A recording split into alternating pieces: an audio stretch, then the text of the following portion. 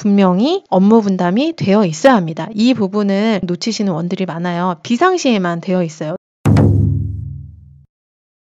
3영역은 질문이 굉장히 많아요. 그리고 대부분 어린이집 운영 전반에 대한 이해를 교사가 얼만큼 하고 있는가, 어린이집에서 정한 규칙을 다 알고 있는가, 이걸 보니까 잘 답변하셔야 됩니다. 영아들이 사용하는 놀잇감 어떻게 하는지 청결에 관련된 이야기예요. 세척할 놀잇감 제목 하나 붙이셔가지고 바구니 하나 마련하시면 됩니다. 그리고 여분의 친구는 당연히 1회 사용 후 바로 세탁이죠. 그리고 공기청정기는 각자 어린이집마다 기준이 다를 거고요. 식품 알레르기 질환에 대한 지침 내용을 알고 있는가? 이건 지침이 있어야 되고 교사들이 숙지하고 있어야 됩니다. 지침의 내용을 보호자에게 어떤 방법으로 안내하는가? 입학 때 식품 알레르기 조사를 하시고 거기에 따라서 어떻게 하실지 부모님과 상의하실 거예요. 그리고 해당 영유아는 어떻게 지원하고 있는가? 일단은 제 것이 가장 중요하고요. 계란 알러지 아이가 있으면 계란을 주지 않는 거죠. 계란말이가 나오는 날은 계란을 주지 않는 거예요. 그럴 때는 가정에서 보내주시고, 가정에서 보내준 음식이 있는 경우에는 일지에 꼭 적으셔야 돼요. 유재석, 계란말이, 대체식품, 김구이, 보내주심, 이런 식으로 꼭 써주셔야 돼요. 이런 부분 꼭 확인합니다. 3번, 당일 급식 남으면 어떻게 하는가?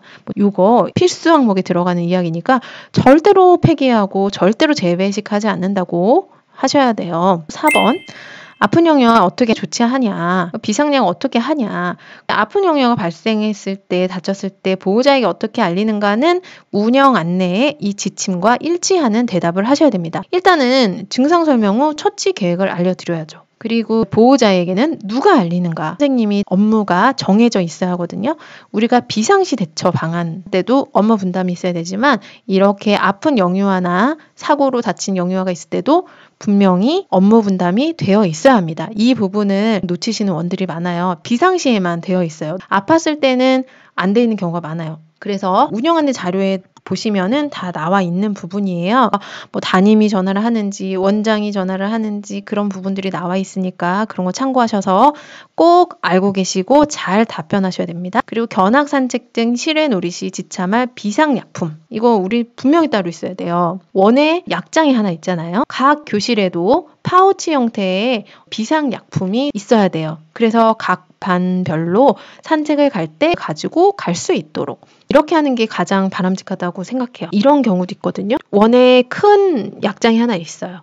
그리고 현관에 야외용 비상약품이 있어요. 절대 그렇게 하지 마시고 각 반에 비치할 수 있도록 그렇게 관리를 하셔야 됩니다. 5번, 일간의 건강영양교육 기회 어떻게 제공하는가, 어떻게 자연스럽게 하는가, 급간식 시 영양교육하시고 화장실 사용 시 건강교육, 손 씻기 일상적으로 한다. 보육활동을 통해 자연스럽게 한다. 그리고 영유아가 직접 그 활동을 할 때 반복적이고 자연스럽게 얘기해준다. 가끔 노래로 해주기도 한다. 이렇게 말씀하시면 됩니다. 그리고 개별 또는 소집단으로 건강영양 관련 교육적 경험을 제공하는가?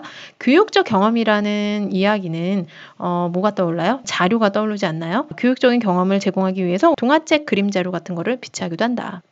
이렇게 대답하시면 되고요.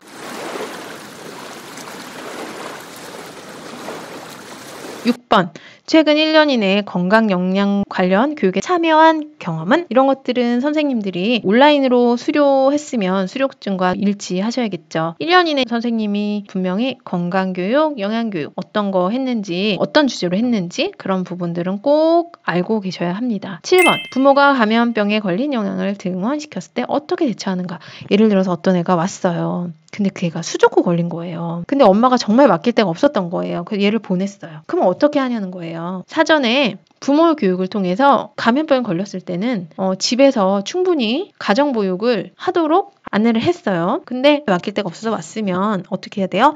바로 격리해야 되겠죠. 격리한다라고 얘기하시면 돼요. 그 두 번째 케이스는 이런 거예요. 아이가 아침에 괜찮게 왔어요. 점점 수포가 올라와요. 그럴 때 어떻게 하냐고 묻는 겁니다. 그럼 일단 격리를 해야죠. 그죠? 격리를 하고 부모님께 어머니 재석이가 수포가 많이 생겼어요. 가능한 빨리 병원에 가보셔야 될 것 같아요. 이렇게 이야기를 했어요. 그리고 이제 격리기간 준수해가지고 아이가 다시 올 수 있겠죠. 이렇게 대응한다고 말씀하시면 됩니다. 원장이나 교사 자신이 감염병에 걸린 경우 똑같죠. 격리기간 준수하고 대체교사를 배치한다. 추후 출근 가능 확인서 제출한다. 4. 등하원의 안전에 관련된 이야기입니다. 자, 오늘 등원하지 않은 아이 누구인가? 왜인가? 이거 꼭 물어봅니다. 등원하지 않은 영유아가 있는 경우는 꼭 10시 30분에 부모가 먼저 알리던지 교사가 전화를 하던지 어떤 규칙이 있어야 돼요. 예시 보면은 매일 10시 30분에 오늘의 결석 원화를 확인해요. 대부분 부모님이 키즈노트 알림장을 통해서 결석 사유를 기록하십니다. 이게 운영 안내 자료에 나와 있거든요. 그래서 연락이 없는 결석 원화는 유선 확인을 해요. 등원하지 않은 아이를 몇 시에 확인하는지 우리는 다 같은 규칙을 갖고 있어야 된다는 거예요. 차량을 이용하는데 아이가 별도의 연락 없이 결석하는 경우 어떻게 조치하는가? 유선 확인하겠죠. 그 사후 연락이 되지 않을 경우에 다음 장소로 이동한다. 그리고 10시 30분에 다시 결석 사유를 유선 확인한다. 이렇게 말씀하시면 됩니다. 9번입니다. 9번도 매우 중요해요. 9번도 필수 항목 들어가는 질문입니다. 9번. 하원 차량 운행 시 보호자가 지정된 장소에 나와 있지 않으면 어떻게 하는가? 차량 도착했는데 보호자가 없는 거예요. 그럼 어떻게 해요? 다시 태우고 가야죠. 혼자 갈 순 없잖아요. 직접 인계가 원칙이므로 다시 데려오죠. 부모님이 선생님 지금 뭐 가구 배달이 와가지고요. 지금 누나 초등학교 6학년인데요. 누나 편에 좀 보내주세요 하면 될까요? 당연히 안 되죠. 자, 10번은 통합보육 몇 시부터 이루어지는가예요. 다 예시입니다. 저희는 뭐 5시부터 이루어집니다. 4시부터 이루어집니다. 맞춰서 하시고요. 통합보육 시 인계되는 영유아에 대한 특이사항은 어떻게 전달되는가. 실제적으로 뭐 구두로 많이 하실 거예요. 연장만 선생님한테 인계를 하면서 선생님, 얘 오늘 늦게 간대요. 선생님, 얘 오늘 뭐 엄마가 오기로 했는데요. 엄마가 좀 늦으신다고 했어요. 아빠가 오신대요. 이런 얘기들 많잖아요. 이런 것들을 어떻게 하는가예요. 근데 이제 이런 방법도 있거든요. 통합반 교실 앞에 화이트보드가 있고 그것의 특이사항을 담임이 기록해 둔다. 특이사항을 이 화이트보드에 적습니다. 이런 예시로 들었으니까 한번 확인해 보시고요. 11번 어린이 하차 확인 장치 사용법에 대해서 알고 있는가? 어린이 하차 확인 장치를 매일 어떻게 사용하고 있는가? 이것은 한번 화살표대로 이런 방법들을 선생님도 다 아셔야 됩니다. 차량 운행 시 동승하는 성인은 누구인가? 이렇게 차량을 관련된 것도 이대로 다 아셔야 됩니다. 그리고 13번 안전교육 어떤 내용을 다루는가? 영유아 안전교육을 어떻게 받아야 되는지를 보육사업 안내에 다 나와 있어요. 뭐 성폭력, 실종유괴 예방 이런 것들 감염병 약물 오용 보육사업 안내에 나온 대로 교육하고 있다. 뭐 이렇게 얘기하면 됩니다. 그리고 영아를 위한 안전교육은 어떤 방법으로 이루어지는가. 영아의 경우 대그룹으로 할 수 없잖아요. 그래서 생활 속에서 자연스럽게 지도한다. 그림 자료를 교실 내에 배치한다. 이렇게 말씀하시면 됩니다. 14번은 소방훈련에 관련된 이야기입니다. 평가제에서 소방 대피 훈련을 한 달에 한 번 이상 하는가를 봐요. 어디로? 외부로. 내부 안 되고 외부로. 그래서 월 1회 이상 어린이집 건물 외부로 대피하고요. 최근에 실시한 소방 대피 훈련의 상황을 설명하는 거예요. 예를 들어서 관찰자가 12월에 온다고 하면 11월에 소방 대피 훈련을 했을 거 아니에요. 그쵸? 그러면 소방 대피 훈련을 어디서 불이 난 걸로 했는지 에 대해서 기억은 해야 되겠죠. 선생님들이 기억하기 쉽게 예를 들어서 그때 소방훈련은 그냥 주방에서 났다고 하고 소방 대피 훈련을 하세요. 그럼 주방 그냥 기억하기 쉽잖아요. 그래서 조리실에서 불이 난 상황으로 해서 최종 모인 장소는 건물 밖 실외 놀이터 앞이다. 그런 부분도 다 같이 맞춰야 되고요.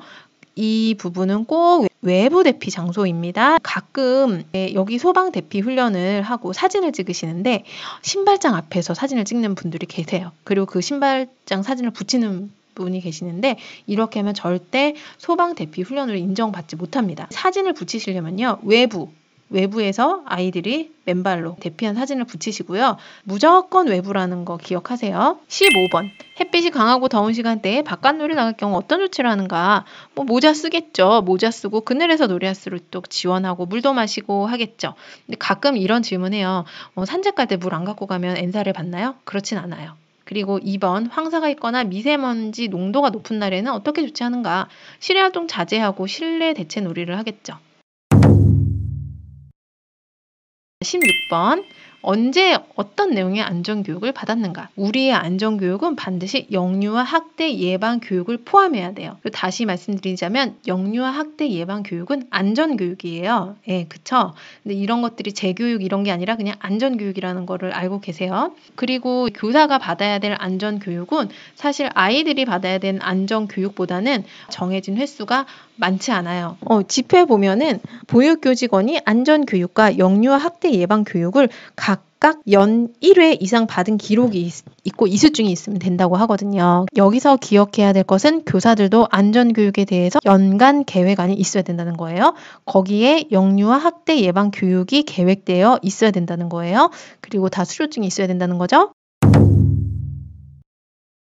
17번 비상사태를 대비하여 분장된 업무 중 자신의 역할을 비상사태 때 어떻게 선생님들이 역할을 해야 되는지는 잘 정하시면 돼요. 근데 너무 어려운 것을 정하면 기억이 잘 안 날 가능성이 높아요. 예를 들어서 어린이집에 비상구 쪽에 가까운 교사가 그 비상구를 책임진다거나 이렇게 본능적으로 생각했을 때 편하게 기억할 수 있게 정하시는 것을 추천드립니다. 그리고 응급처치 교육을 받은 내용 중 가장 유용한 정보는 이거는 교육을 받은 자한테 물어봅니다. 평가제에서는 교사들 중에 한 명이라도 심폐소생술 교육을 받았다면 인정이 되고 있어요. 그 사람한테 물어볼 거예요. 그럼 응급처치 시 반드시 지켜야 할 원칙은 의식을 확인한 후 119에 신고한다. 심폐소생술 어떻게 실시하는가? 이 그림 보시고 설명하시면 됩니다. 어릴 경우에는 손바닥 전체로 안 하고 손가락 3개로 하기도 하잖아요. 이런 부분들 교육 받으신 대로 말씀하시면 됩니다. 18번 영유아 학대 예방 지침의 주요 내용 중 학대의 정의와 유형은 무엇인가? 학대 신고 전화번호는 무엇인가? 어떻게 할 수 있는가? 자신의 역할은 어디까지인가? 우리는 자신의 역할의 범위가 어디까지인지는 정확히 알아야 됩니다. 우리가 신고 의무자잖아요. 그래서 아이들 신체적으로 어떤 징후가 있는지 특별히 볼 수 있잖아요. 기저귀 갈 때도 볼 수 있고 우리 더 많이 볼 수 있잖아요. 그렇게 행동적 징후나 신체적 징후를 볼 수 있죠. 그리고 의심 사례 같은 경우는 수집을 하셔야겠죠. 사진을 찍어두거나. 그래서 원장님과 같이 상의해서 아동학대 신고한다. 즉시 신고해야 되죠. 112고요. 이제 아동학대 정의 같은 경우는 특별히 교실에 모두 다 부착을 해 놓으시는 게 좋습니다. 각 반에 아동학대 관련한 자료를 이렇게 코팅해서 붙여놓는 것을 추천드립니다. 마지막이네요. 19번. 자, 지금 선생님이 현장 평가자와 같이 면담을 하고 있어요. 이제 그 평가자가 물어볼 거예요. 선생님, 이 장소에서 가장 가까운 소화기가 어디 있어요? 이렇게 물어보거든요. 이 소화기 자리는 꼭 알고 계셔야 돼요. 그리고 소화기 어떻게 하는지 다 아시죠? 핀을 뽑는다, 호스를 불 쪽으로 향한다, 손잡이를 힘껏 움켜쥔다, 이런 것들 이야기하시면 됩니다. 그리고 비상용 미끄럼틀대는 사용하시는 부분들이 있으시면 대답하시면 됩니다. 오늘 영상 역대급으로 길었는데 여기까지 쉬지 않고 들으신 분들 평가제에 진심이시군요. 저는 사영역 면담 해설로 다시 돌아올게요. 오늘도 수고 많으셨습니다. 화이팅!